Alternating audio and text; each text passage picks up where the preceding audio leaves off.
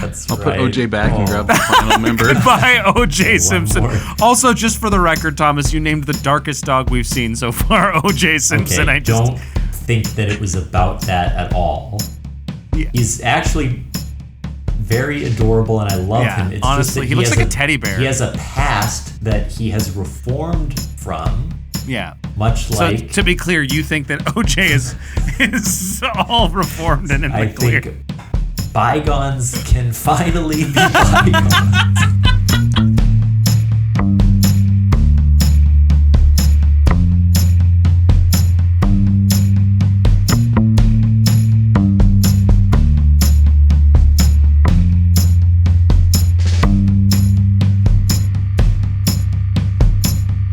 Welcome to Oops All Segments, the very best podcast hitting your eardrums at this very moment. I'm Kevin. I'm Thomas. Those glasses are too small for your head, and What do you here mean? we are with special guest Marc Lagace. Welcome to the show, Marc. Thanks for having me. This is a great time. Kevin's already creeping me out. This is amazing. So Aren't these the best shades ever? The pupils on them, they're like the size of my eyeballs. The whole circular frame is like maybe an inch in diameter. It's incredible. and that's how big your pupils are right now? Yeah, I am so high. I'm just like, fuck, dude. Yeah, no. I feel like I'm like an evil professor, sort of, with these on. Yeah. Yeah. Like they totally have that vibe of just like, if I just catch you at a glance, it's just your whole eye is just the black reflectiveness. Yeah. It's terrifying. It's really scary. I just want to shout out Marc and I have known each other longer than I've known you, Kevin. Because Is this true? Because when we first started at U of M, intro to theater, we were in the same class, and you'll probably remember the weird dog photo that we laughed at all those years I was going to bring ago. that up. I think I had to leave the class because it kept like zooming in slowly on the face of the dog. I was trying to find it just now so I could screen share, but I couldn't find it. But yeah, so Kevin, you sort of scooped me up. You sensed a friendship blooming, and you said, "I will take him into my clutches." And so from then on, we've sort of worked together. He's mine. See, I always thought that you and Kevin were like longtime friends because that's how I thought I knew Kevin. That's was just because how you guys lonely were we friends. both were. Yeah. Yeah, no. Thomas and I were just in a vacuous point in both of our lives where we needed some idiots to come in and fuck it all up. So What do you mean? Like who? I mean, like the other you- person? yes, like you're the idiot in that story for me, and I'm the filling of the void in yours. Yeah, we met doing Departures and Arrivals at the Yes. Black Hole Theater in our first play. year. And that was pretty Well, it was actually early your in the first year. It was my second year. That's the thing. It felt like it was your first year. You were What does that amateur mean? hour on that fucking stage. It was Basketball? Is that what you're trying to tell me? Basketball, yeah. Basketball went bad? so. Although I met you very early in that year, and we became Yes. fast friends, Marc Yes. was there first, Yeah. and so he's the only one who knows the real me, as they say.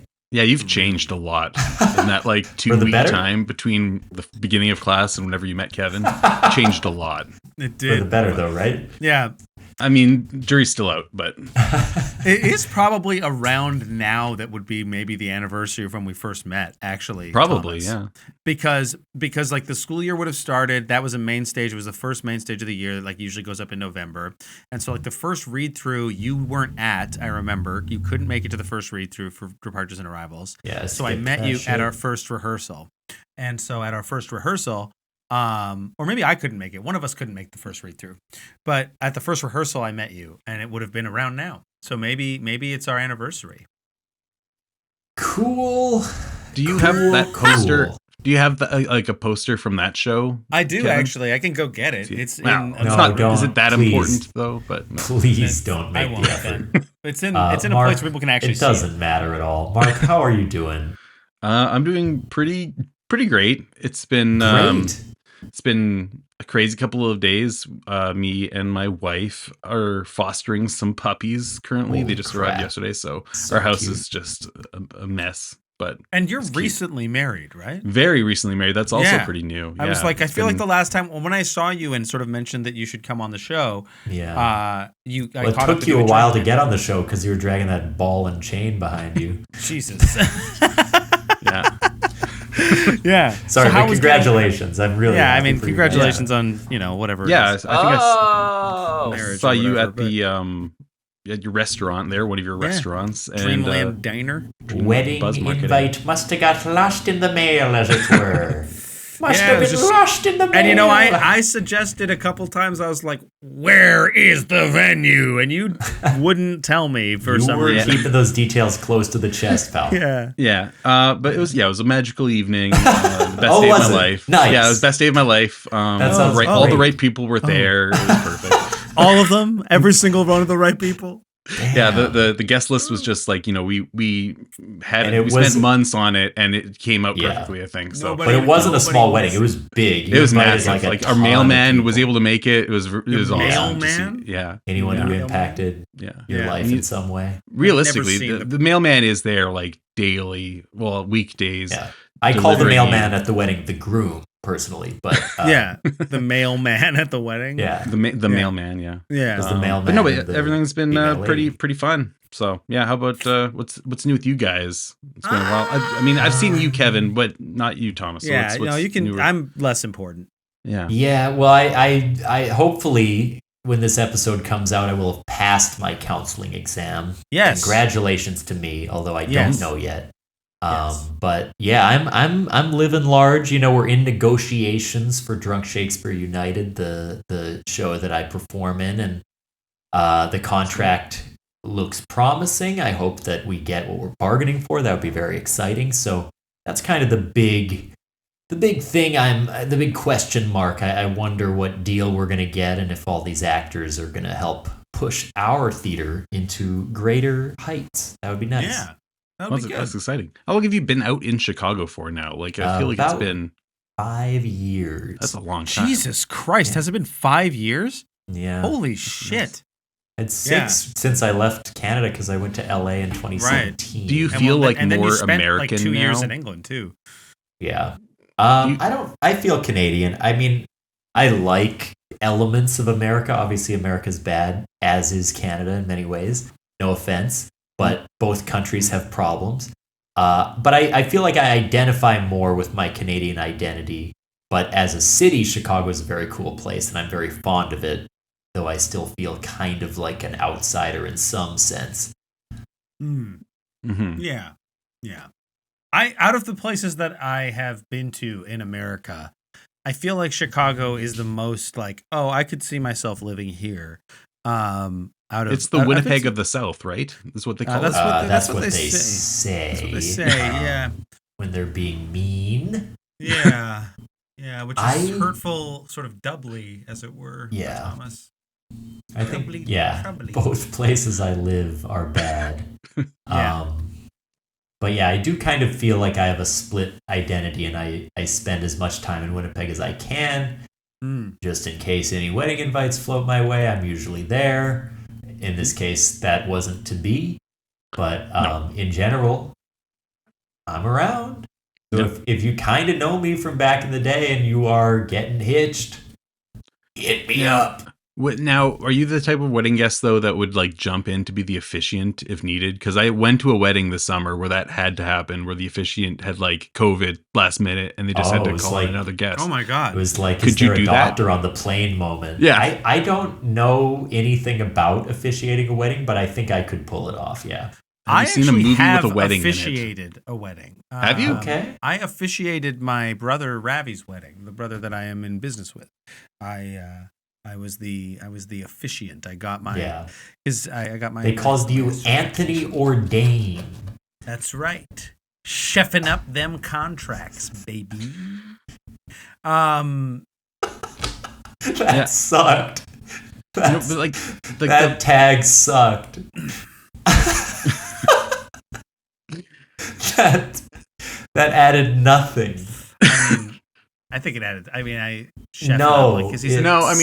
There was like it made sense. It's just one of those ones where like, yeah, okay. You didn't have to say it.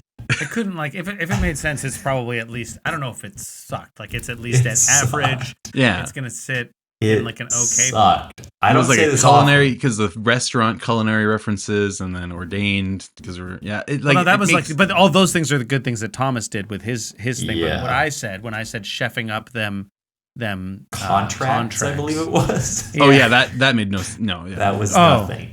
That was unnecessary.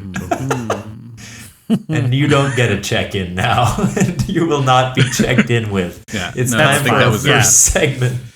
Yeah. Okay. We'll just spin the wheel, I guess. Yeah. Here. Let's see what happens. And it's the same segment as last episode, The Puzzler. Find a riddle online. Participants must try to solve. Now, normally when this happens, I just pick a different segment, but we had so much fun with The Puzzler. Kevin, maybe you could find some riddles for us since I found them last time. Riddle here. Here. We're trying talk to Mark week by week to encroach on Hey Riddle Riddle's territory and perhaps to invite them to have us on, be on this show as a guest by doing this riddle segment. So okay. Okay, here we go. Are these supposed to be like funny riddles where there's like a joke? A lot of them will be, unfortunately, where they're like jokes. We're looking for real riddles, but it's tough. Okay. Here we go. I have cities, but no houses. I have mountains, but no trees. I have water, but no fish. What am I? Colorado. I want to say like a map or something. You think there's no houses in Colorado and no trees? I fucked up. Let Mark answer. I'm gonna say map. A map. Is that what they're getting at? Yeah, that is what they were getting at. Wow. It's the fucking right answer. What are you, a fucking genius? That's why I was like, are we going for funny answers, or because I'm a competitive person when it comes to riddles. Are you really? Okay. Our last guest, Skylar, claimed to be the king of riddles. He said he was the best at riddles there could possibly be, and we stumped him. So we'll see here. How can the number 4 be half of 5? 4.5. Well, I don't know. I talk a big game and I get stumped on the very next one. It's 4.5. This one is hard and kind of fucking stupid. Is it 4.5? Like he's saying? No, it's not 4.5. Okay. 4.5. Yeah. No. Final answer. No. So no. Boulder. What? Boulder, Colorado. Again? No, Thomas. Okay. Why? It's a number. This is a number 1. How can 4 be half of 5? Easy. Do you want me to tell you the answer? No, it's easy. I can explain it right now. Yeah, okay, go ahead. There's 4 seasons. There's 4 panels in the Windows logo. And Windows 5 was probably one of them, and 4 was half as fast. This is all making sense to me. No, what's the answer? The answer is IV, the Roman numeral for 4, is half 2 letters of the word 5. That is a horrible riddle. Isn't that truly abhorrent? I think we should spin the wheel again, only because we've encroached on the exact same territory as last episode, and I don't that riddle kind of pissed me off. I gotta say, we're all in a bad mood, and Mark is so competitive. I'm scared of him. Okay, look at him. He's fucking huge. Yeah, look at that guy. Picky. Participants discuss food they are picky about. Common prompts: pickles, tomato, onion, cilantro. I don't know. It's the only segment with common prompts. Yeah, I don't know. Did your mom write that one for us? What? Who wrote that one? Is it a guess? That's you, pal. Oh. That was you, pal. Maybe I'm helping us out. You're okay. fucking dark John Lennon. You're like the evil Lennon. The evil. There's already an evil Lenin. He's not evil if you're a based communist like me. I guess so. Yeah. But yeah, imagine all the people fighting even more than they already were. That's Kevin. Killing the whole world. What is it that we're doing again? I forgot. We're talking about food that we're picky about. If Mark, you need a reminder of what about food is, hang on. You need a reminder what food is. Pickles, tomato, onion, cilantro. Okay. Yeah. I am. It's good that they included some prompts because I forgot how picky I am about onions. In that, are you? I do like some onions, but not all onions, and so I'm picky. Okay. When do you like an onion versus when does it not belong? Yeah, I think it just needs to be cooked, like a sure. caramelized onion. I'm on side with this. Chef kiss, but like a raw. Like red onion is like the bane of my existence. It just ruins, overpowers everything. So it's like I'm pretty picky when it comes to onions. Actually, terrible. Kevin used to hate onions. Would never get them on. I would avoid them passionately. Well, you know what? I've actually found a little hack for like onions in salad because I don't really like raw onions in salad. I'm with you, Mark. But Kara, my partner, introduced me to this concept where you sort of where you fucking suck it up. It's a new concept she taught you where you just eat the food I made for you, dear. Yeah. I just sort of gulp it down no matter what. And I say, what's the hack? Thank you, honey. No, you soak it in vinegar, a little quick pickle, even for like 10, 15 minutes, just while you're getting other stuff ready. And then it really rips out a lot of the harshness of that onion and makes it a lot more palatable, I find. I feel like they're just so goddamn sharp with their fucking flavor. So I'm right there with you.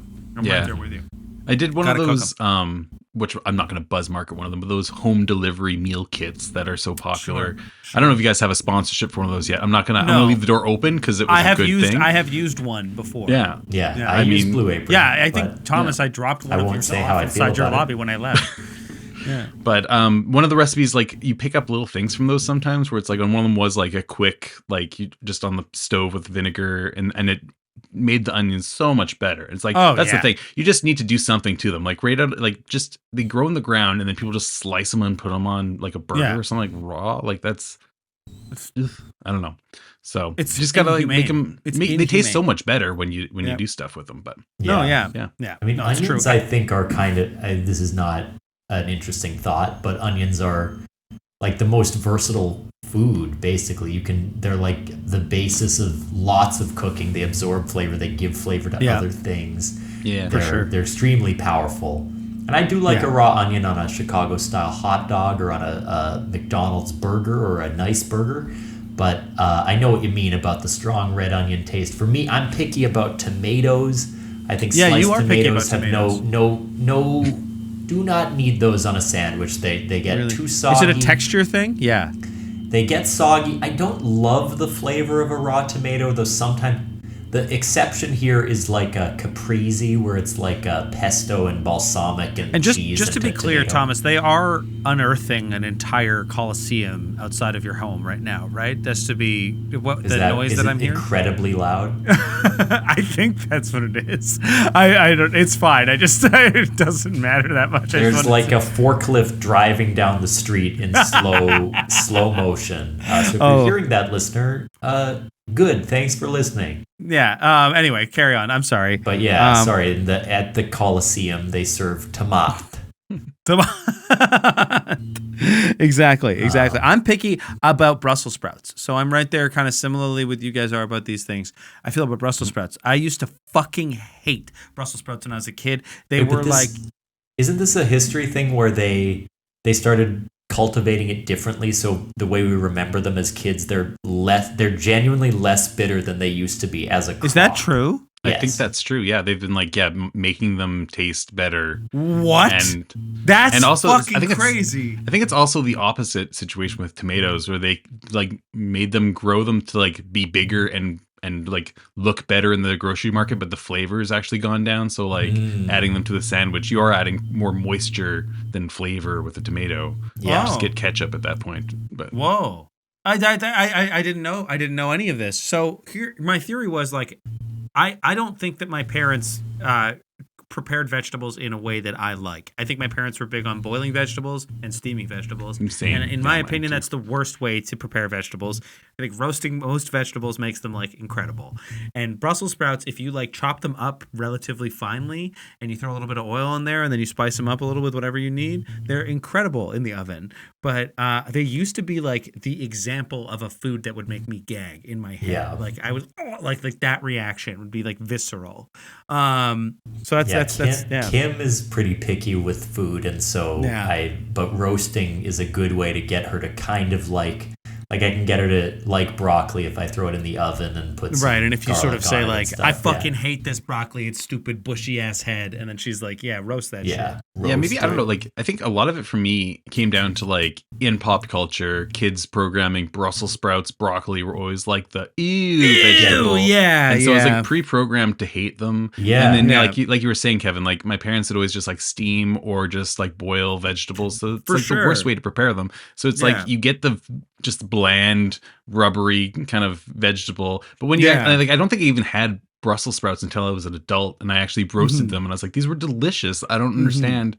I feel like growing up, at least in my household, it's like if you're turning on the oven, it's gonna be like a special dinner. So like we're not gonna like turn on the oven just to roast these vegetables. We can just like boil them or whatever. Like it is as like an adult who makes their own food though. I would way fucking rather clean up a pan from like the roasting, than I would deal with like boiling water and steaming. Like isn't that crazy that was like, oh, this is convenient and what we want. You have to plan ahead a little bit, because when I'm hungry, I'm like, I gotta eat soon. And preheating the oven sometimes pushes me. Like I would flunk the marshmallow test. Yeah, I mean, not to be entirely millennial about it, but like here is the air fryer, right? Like that's true. And herein lies the beauty that is the air fryer toaster oven. The toaster oven. Which is, as I stayed with Thomas, I noted that Thomas is not a pop-up oven kind of guy or toaster kind of guy. He's a toaster oven motherfucker. I got an oven. Yeah, he's got an oven. I don't trust toaster ovens. You don't trust the toaster oven? I don't know. I don't know. There's just something untrustworthy about a toaster oven. Sure. You watched The Brave Little Toaster and you thought only these kind. Yeah. Yeah. None of these toaster ovens going around. Like it doesn't, like, I mean, how is it called?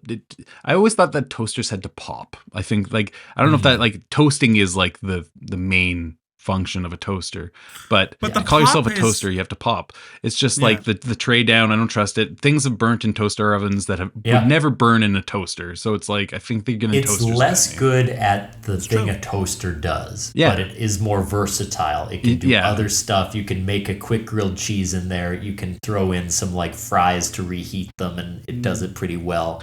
But air frying is like, but then you got to get a whole air fryer.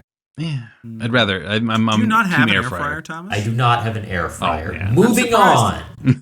Are you mad that you don't have an air fryer? Time for a break. I have a stove like a peasant, and I use gas to heat my food. But you two have harnessed the air like Aang in Avatar. And to that I say adieu. I do say adieu.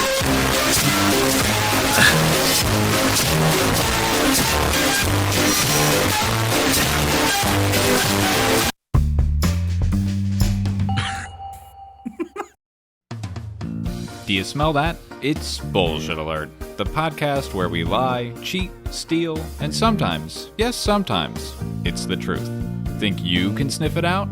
Join Stephen Carter, Danny Marshall, and Lily Moss each week where we invite new guests, new stories, and of course, new bullshit.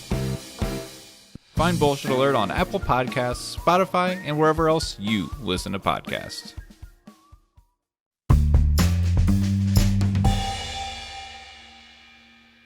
We're back. Mark, do you have a segment for us? Oh, I do. Okay, this one's going to take a little bit of prep, and it's going to be all on you guys. Do you have a title for the segment? Oh, a title for the segment. Oh, I got to come up with one. I mean, like, puppy boy band is basically the concept, right? It's without context, without knowing that you told us what it might be in advance. Saying puppy boy band on its own is very funny. Yeah. Yeah, I think that's a great title. Yeah, so like I mentioned kind of off the top, we are just recently fostering some puppies, and they're adorable. And I know this is a podcast, so if you're listening, I apologize.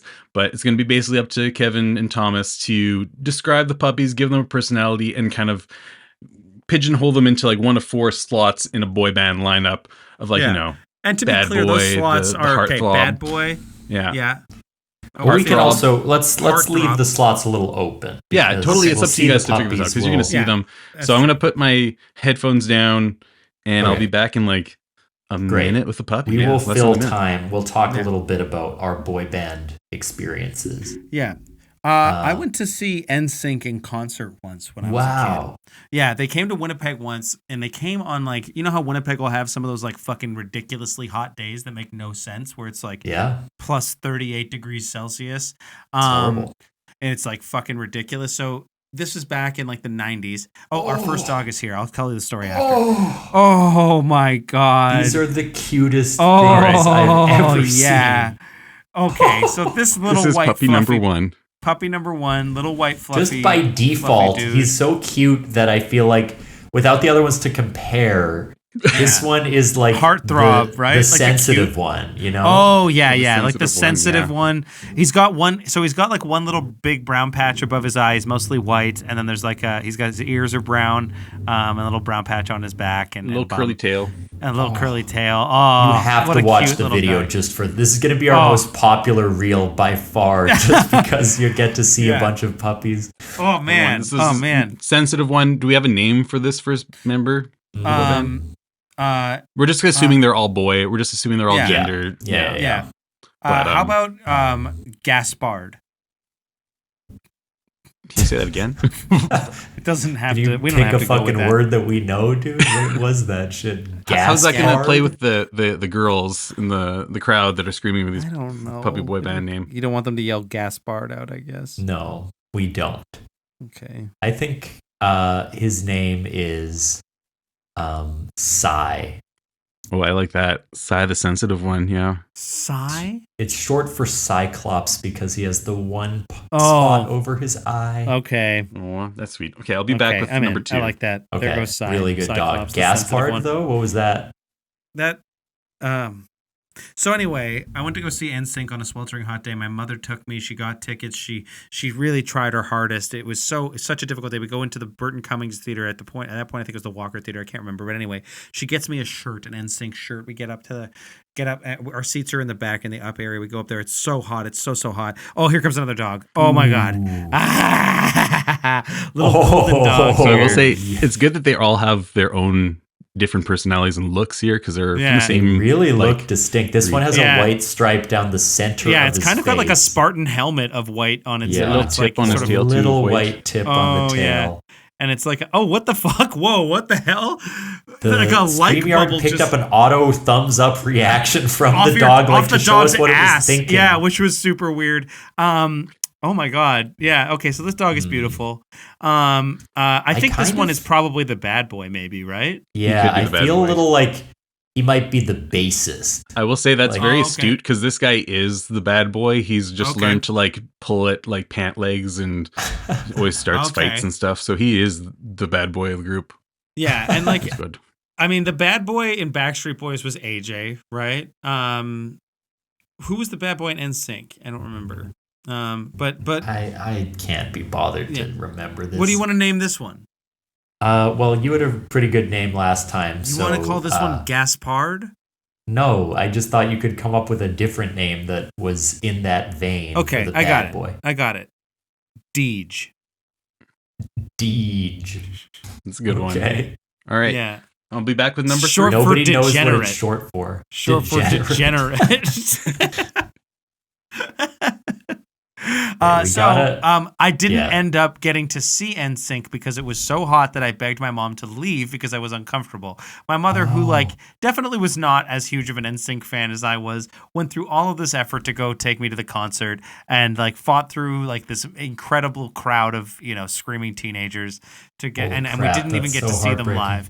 Yeah, but I had that shirt and used it as a pajama shirt for years. Oh, a darker one too. Yeah. Oh, he's got a bit of like wolf look to him. Yeah. He's a little like light brown mixed with dark brown. Oh, yeah. What that might be Heartthrob, right? Face. Yeah, the mysterious Heartthrob. Oh yeah, mysterious Heartthrob. He's like the one with the dark past. Like maybe he has a record, but now he's changed. Yeah, he's on to something. And his name is what's his name? O.J. Simpson. What? You want to call him O.J. Simpson? O.J. for short. So we've got Cy, Deej, and O.J. so far. Short for O.J. Simpson. So the group is Cyclops, Degenerate, and O.J. Simpson so far. All right. I'll right. put OJ back and grab the final member. Goodbye, OJ Simpson. Also, just for the record, Thomas, you named the darkest dog we've seen so far, OJ Simpson. Okay, don't think that it was about that at all. Yeah. He's actually very adorable, and I love him. It's honestly, just that he looks like a teddy bear. He has a past that he has reformed from. Yeah. Much like... So, to be clear, you think that OJ is all reformed and in the clear. Think bygones can finally be bygones. You're clearing OJ's name. If you'll allow it. Yeah. So, Kevin, as you left the NSYNC concert, what did they say? Bye, bye, bye. Nice. I was tempted to intentionally fuck it up. Yeah. Yeah. But then I as thought opposed to unintentionally. Ooh. Okay. Okay. This one is sort of all white. Looks the most terrified to be here. Yeah. Very, very like dark eyes like that are popping. Amongst this very white fur. This one is like the prodigy. Like the rest of them are 17, 18. This band is the member's Justin Timberlake. like 12. Oh, you just mean like prodigy, like young. Oh, I they're thought like young, but they've got a voice. Okay. And so it's like, okay, the Michael Jackson of the Jackson 5. Yeah, we've got a 12-year-old front runner. Yeah. And yeah, as Kevin said, it's named Michael Jackson. What? So the group, and I guess we're going with MJ. So we've got Cy, Deej, OJ, and MJ. A lot of J's in these names. And what are we gonna call this puppy foursome? That's great. Let's Mark, I'm curious. You've let us talk. You've demonstrated. You've been doing a lot of the heavy lifting, literally. Do you have a sense of what this group might be called if they were all together as a band? Oh man, I mean, like when they're all together as a band, it's like a puppy riot, basically. But they just run around instead of Pussy Riot, they're Puppy Riot. They also get arrested in Europe for protesting. Yeah. I love that. Puppy Riot. Puppy Riot. We've got Cy, Deej, OJ, and MJ. And Mark, in honor of you sharing these glorious dogs with us, I have something that I have found for you. Oh my God, no. Which is the dog that we all remember.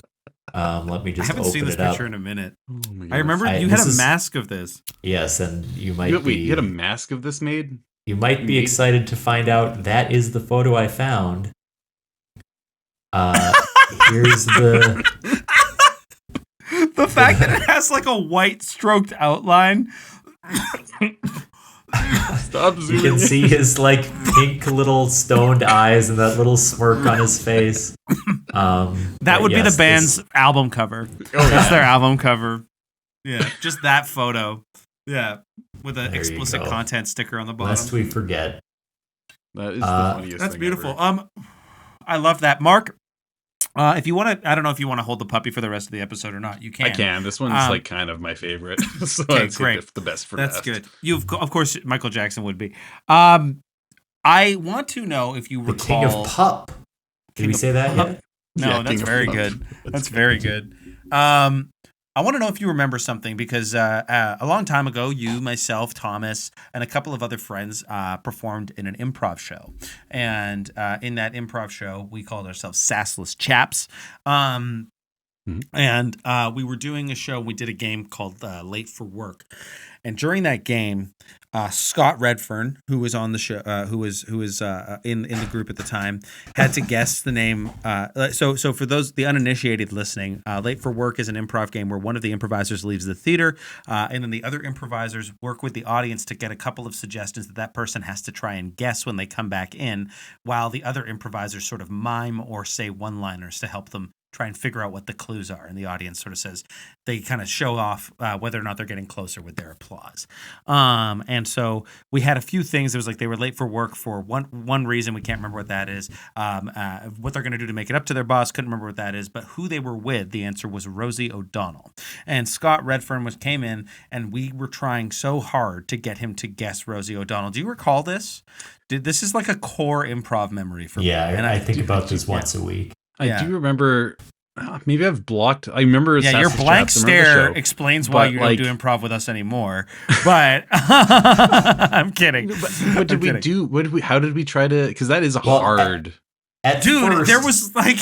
So Late for Work at first is nonverbal. It's just people doing physical stuff. Yeah. But the boss can start to give verbal clues if they really can't get it. And we did. Yes. And we kept giving clues and he couldn't get it. And we literally got to the point. At one point, it's like some people were walking up and saying, "Hey, O'Donnell, your cheeks are very rosy today." Yeah. Like, I do remember. Yeah, I remember. You are one Rosie O'Donnell. Yeah. And I'm walking away. And Scott would just, like, he's just standing there like, I do remember now, like, him just being so flummoxed, like, had no idea, like, who this person was even. Do you guys have a moment from improv, like, I certainly remember a moment where I just couldn't fucking guess the thing and everyone was mad at me. Do you have one? Yeah. Do you have one, Mark? I'm trying to think, like, again, I think I try to, like, move past any of those moments. You kind of just let go and, like, forgive yourself. Yeah. So when you have, like, a shortcoming or a failing, you just... For me, it stays forever. Yeah. So this happens to me. I mean, I do a lot of short form. Recently, Alan Thicke really got me. I know he's Canadian. Do you guys know who that is? Yeah. No, I'm only familiar with Robin Thicke. Yeah, me too. So I think he's Robin Thicke's dad or something. Wait, but like he was on singer? the show Growing Pains. It's like an 80s sitcom. I was kidding. I didn't realize they were related. No, I was just making a name joke. Oh. And so this was at a rehearsal I was at, and it was Alan Thicke, and they were like, he'll know it. He's Canadian, and I don't. And then I got to, like, Robin Thicke, and I also got to Tim Allen. And it was a name that, like, I don't know. Like, those two sounds together aren't a name to me. So I was like, I don't know. It's something. And that was frustrating. But the worst one was the TV show The Resident. I was stuck trying to guess The Resident so long that the people on stage got very mad at me. That one, too, I'm like, at least that's something nobody has heard of. It's not like a super famous... When you asked the question, the first one that came to mind was a show that you and I actually saw this summer, and an improviser that I know had to do this and guess something at press conference, and the thing that they were asked to guess was that they were masturbating in their mother's bedroom. Oh yes. Which, watching people try to give people puns to try and guess their way to this was maybe the most insane thing I've ever seen in a room of improvisers. It was nuts. It was unhinged. Absolutely disgusting. I do miss doing improv. It's been so long. Like, I think that's the memory that made you think that you want to come back. Yeah. Oh, yeah. That sort of, you like, can do scenes about jacking off. Like, well, just the complete absurdity of it, and then trying to imagine how I would figure out. Do you still perform on stage ever, Mark?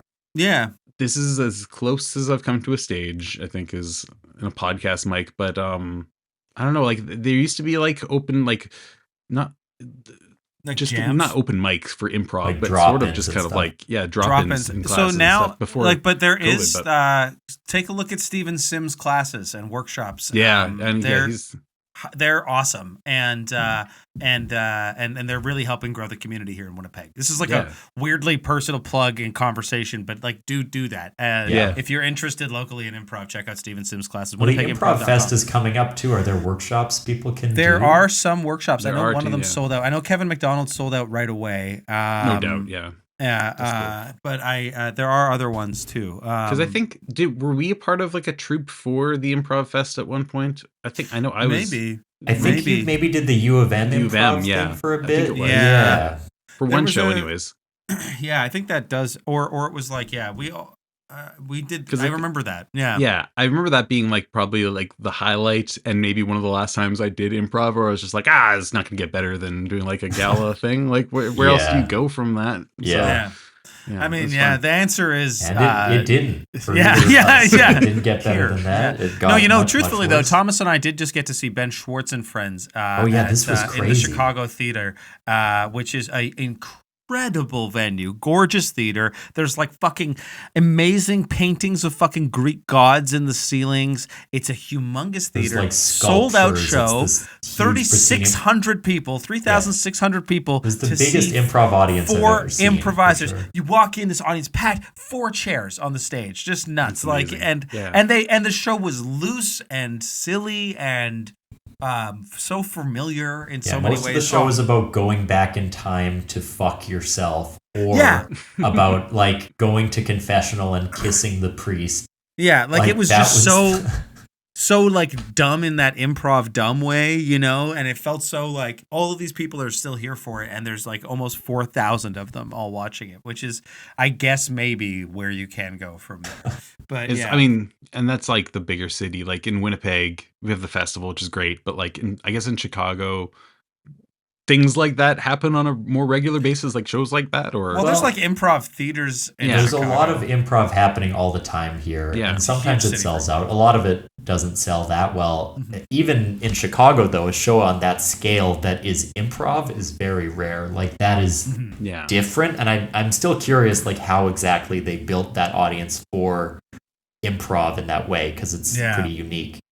I do think, like, for just to finish this off, is a very real topic, but I am like working with Steve and with Katie Curtis to actively try to like grow the improv community and performance space in the city with like a stated goal. So we are working actually pretty hard in the current moments to try and get things sorted out that way. So hopefully there will be like an actual home for improv soon. We're really trying to make that the gas station right now, and kind of work things out from there. The Gaspard station, as I like to call it.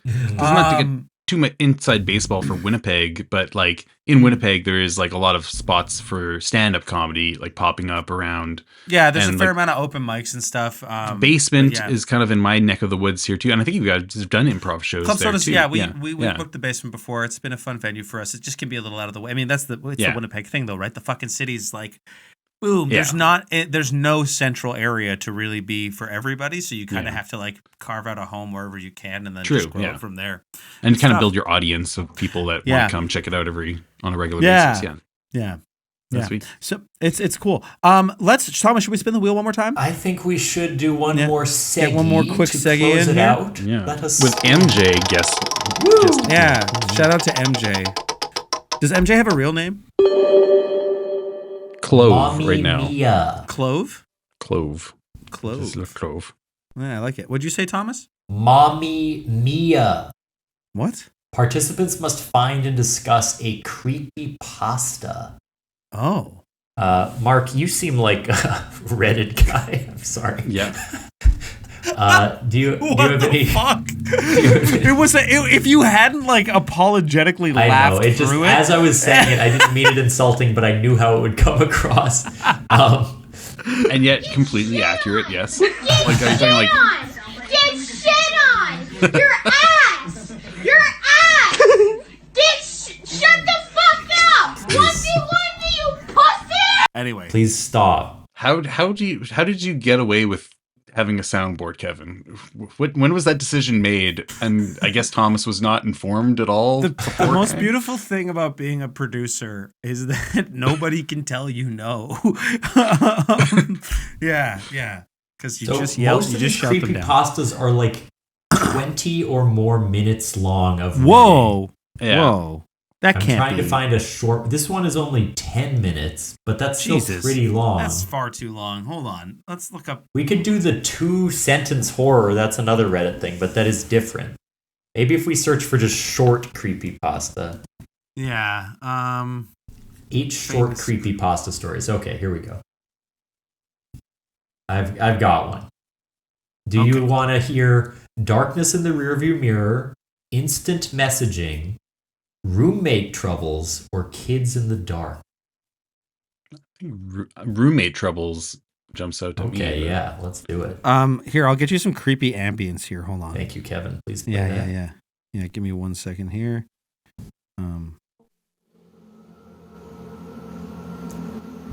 This actually happened to me a few years back at the University of the Arts in Philadelphia. My sophomore year, I roomed with a girl named Kara. She was a jazz vocalist. Let's stop here. Kevin, is this about your girlfriend? No. I didn't write this. I swear. can barely hear you because of the sound. It's okay.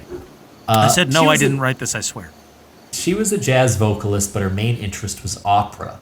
We had a small room on the 6th floor of a dormitory called Juniper Hall. The walls were thin, and her last night singing her late night singing, and voice practices would keep me up late. After a month or so of lost sleep, I convinced her to move her late night practices to the music studios in the Miriam Theater building a block away. Around 8 one evening, Kara announced that she would be practicing late for an upcoming recital and probably wouldn't be home until around midnight. Great, I thought, that means I can go to bed early.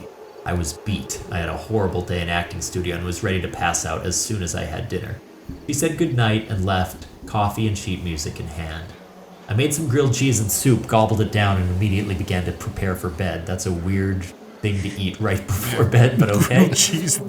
By the time I got out of the shower, my eyelids were so heavy I could hardly brush my teeth.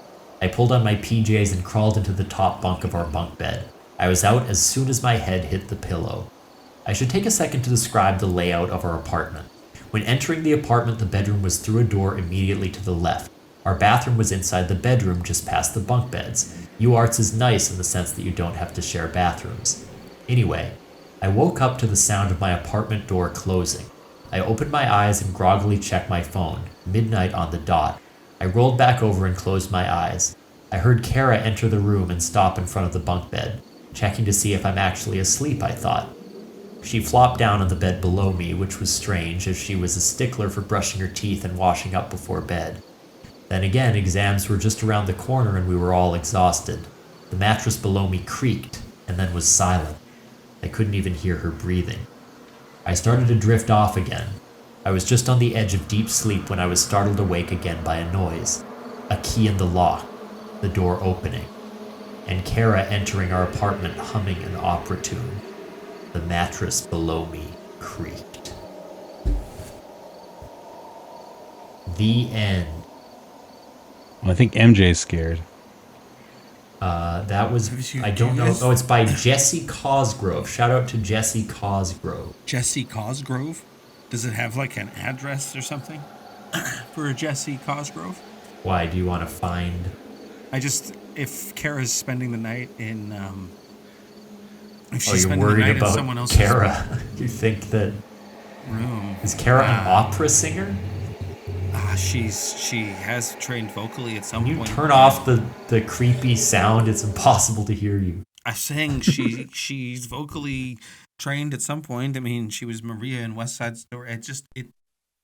If this, what did you say their name was? Beauregard Dickface or something? What was it? So far away from what it was. Tell me what it was then. Jesse Cosgrove. Jesse Cosgrove? I got a cause to put Jesse in the grave. Because you think the person that wrote it killed Kara.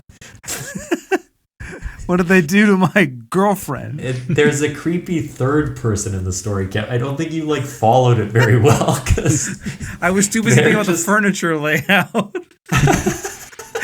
I hate in a fucking story when they're like, by the way, I feel the need to explain the layout of my room. Yeah, you did, and I'm like, by the way. Yeah, I didn't not take important. In any of that, and I still understood what was happening. A, not important. B, now I think it's important, and I'm focusing on it. But also, and I'm sorry, did you like it, Mark? What did you think? I think, it's kind of getting a bit too rambly. There wasn't really the payoff in the end. Yeah, but, it fizzled and diddled, right? Yeah, me, and like I mean, I know you threw in the aside about it, but like, the whole description of like the bedtime meal. You're not going to bed after eating all that.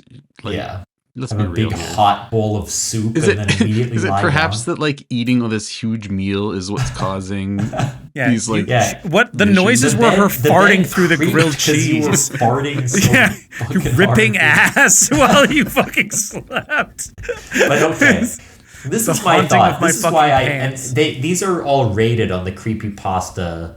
And what's the rating on this one? This is from May 15th, 2016. Let me just look up the day Trump was inaugurated. Yeah, I was going to say Trump would have been inaugurated, I think, in February. Doesn't that happen in February? January 20th, 2017. So this was still a few months before that happened. Yeah, maybe even while he's like announcing his candidacy. Is that what would happen? Well, he's starting to really take ascendancy, and we're still like, I doubt he'll win, but he's clearly the front runner for the Republicans. And that's maybe in a way what they're describing happening. Maybe Kara for them is sort of a stand-in for the American people. Right. And our House of Representatives has an intruder who is taking the bed and it's creaking because he's creepy.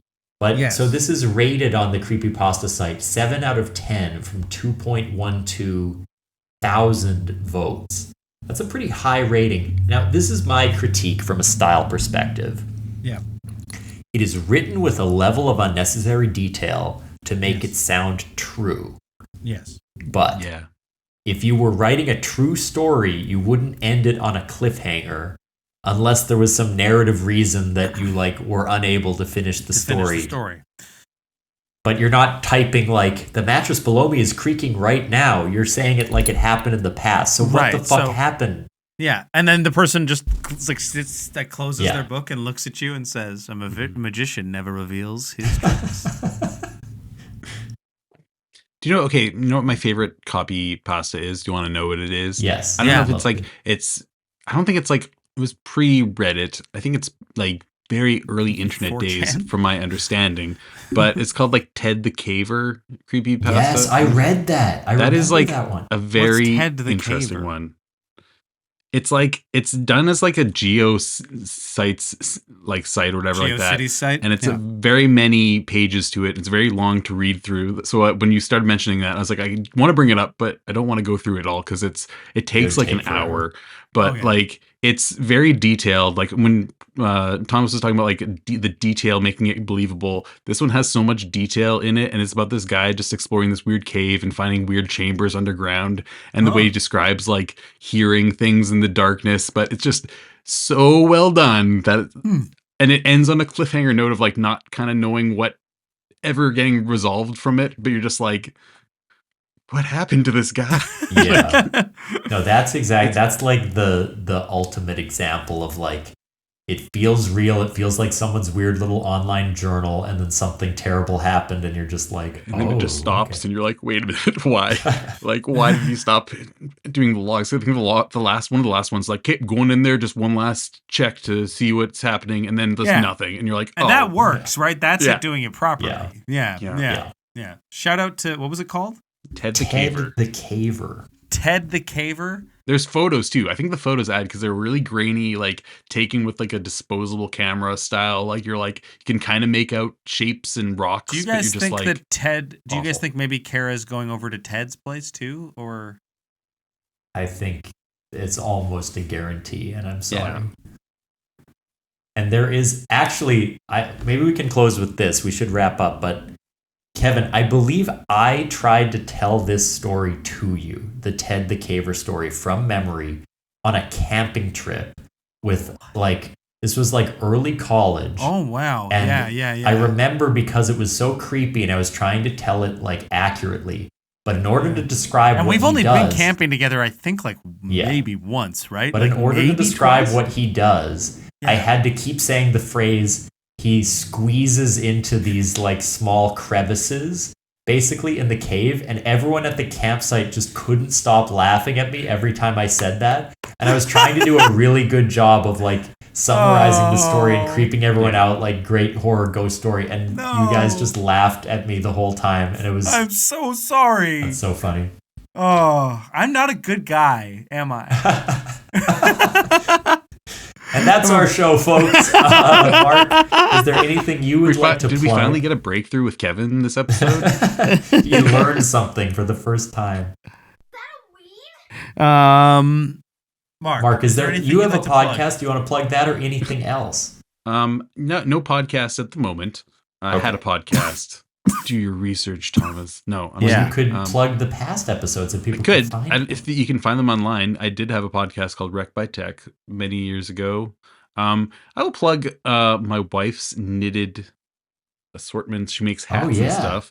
You can find her Those look on great. Instagram at Yarn Goddess. If you just Google that, it'll pop up. Okay. Very cool. And I'll also shout out Cupcakes Pommy Rescue, who are where we got these little puppies from. They're a local rescue group in Winnipeg here, and they rescue little dogs like this one. This one's like a Pomeranian Shih Tzu mix, which is beautiful. about the cutest mix you can get, I think. So I think so. yeah, that is so they cute. also are always looking for donations. So if any of the listeners ever want to like help a puppy rescue that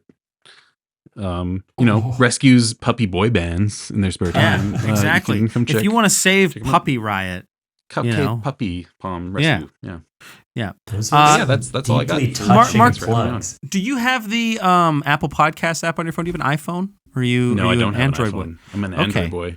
Okay, that's good. That's I'm good. Well, Spotify. maybe just if you ever get the chance to find someone with a fucking iPhone, snatch it from them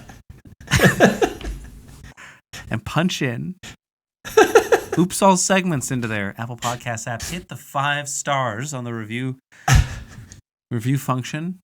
And Not hand 3. it back to them and say, not 3. What the fuck? Why the hell would I tell you to go snatch a fucking old lady's phone who's trying to cross the street, and then you're gonna give us 3 stars for that? You're endangering this woman's life. You're gonna take her cane away from her. You're gonna shove her over. You're gonna take her phone out of her rate pocket. us 5 stars. Yeah, settle down, Kevin. Yeah. And it's just gonna be better for us. Okay, listen to what we do in the basement. It's our D&D show. It's great. Luke would have just done a Halloween episode, which maybe you're sick of Halloween. This is coming out in November. Maybe you're not. Get your fucking shit together and listen to what we do in the basement. Check out Club Soda Improv. We've got shows all the time. Come see me. Say what's up. I might be fucking nice to you if you're nice to me.